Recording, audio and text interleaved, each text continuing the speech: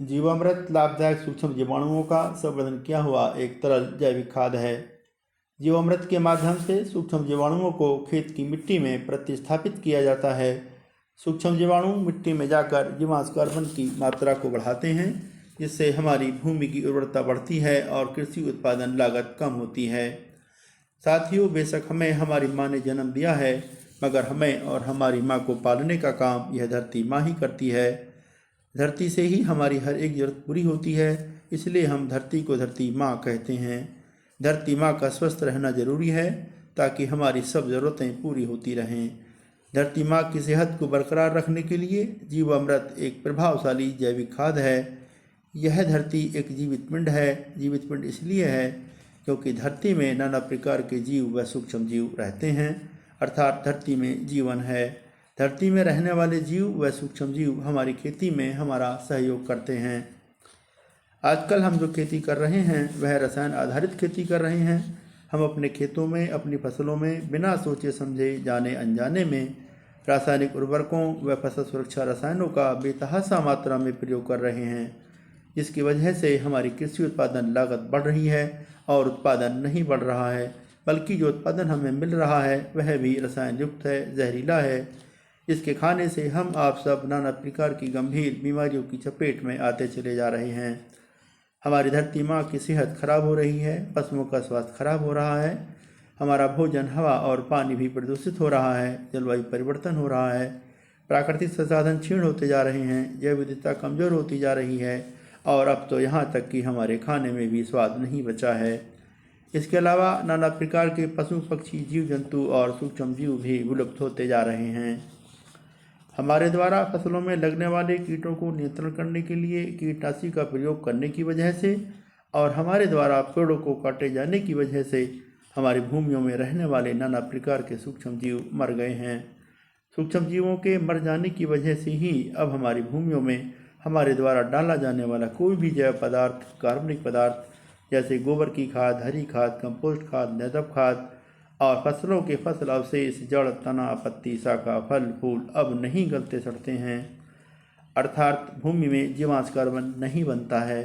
जीवांश carbon की कमी से ही हमारी भूमि की उर्वरता निरंतर घट रही है। भूमि की उर्वरता घटने के कारण ही हमारी कृषि उत्पादन लागत बढ़ रही है और उत्पादन घट रहा है। हमारी कृषि उत्पादन लागत घटे और उत्पादन गुणवत्तापूर्वक बढ़े, इसके लिए ज़रूरी है कि हम अपनी भूमियों में जीवांश कार्बन की मात्रा को बढ़ाएं। और जीवांश कार्बन की मात्रा को बढ़ाने के लिए ज़रूरी है कि हम अपनी भूमियों में सूक्ष्म जीवों की संख्या को बढ़ाएं। और अपनी भूमियों में सूक्ष्म जीवों की संख्या को बढ़ाने के लिए ज़रूरी है कि हम अपने खेतों में जीवामृत का प्रयोग करें।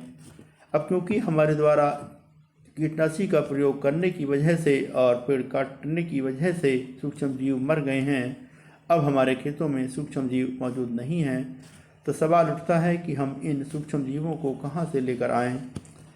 यह सूक्ष्म जीव आपको अपने गांव या गांव के पास किसी जंगल से, जहां कोई इंसानी दखल ना रहा हो, कोई आता जाता ना हो, जहां कभी कोई कीटनाशी का प्रयोग नहीं किया गया हो, वहाँ मौजूद किसी पुराने बरगद के पेड़, पाकड़ के पेड़ या पीपल के पेड़ के नीचे की मिट्टी में मिलेंगे।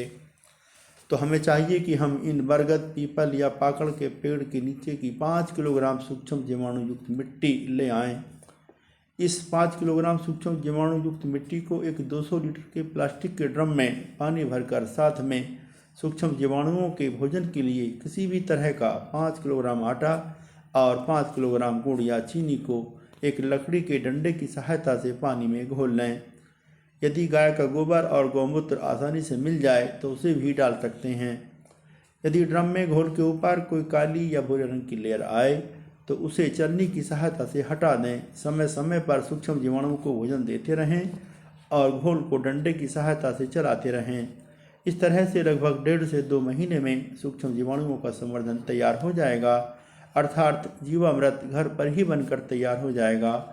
हम जीवामृत से भी जीवामृत बना सकते हैं। बहुत से किसान भाई बाजार से जैव उर्वरक कल्चर खरीद कर लाते हैं।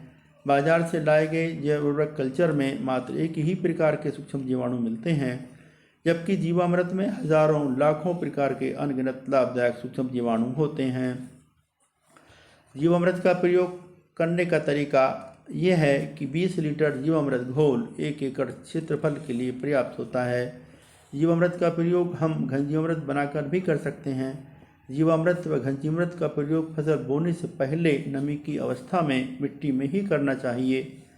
ध्यान रहे, जीवामृत घोल या घनजीवामृत का प्रयोग करने के बाद अपने खेतों में किसी भी तरह के कीटनाशी का प्रयोग नहीं करना है। हमें चाहिए कि हम खेती करने के साथ साथ पशुपालन अवश्य करें।